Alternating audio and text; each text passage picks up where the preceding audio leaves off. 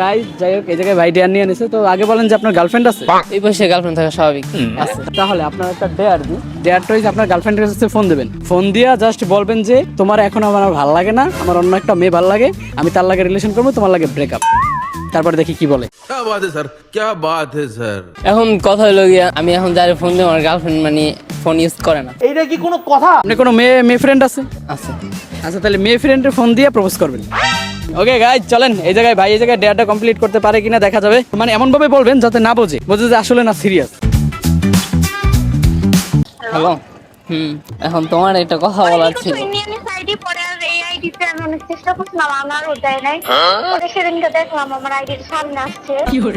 পরে এখন শোন আমি তোমার একটা কথা বলতে চাইতেছি, বলবো?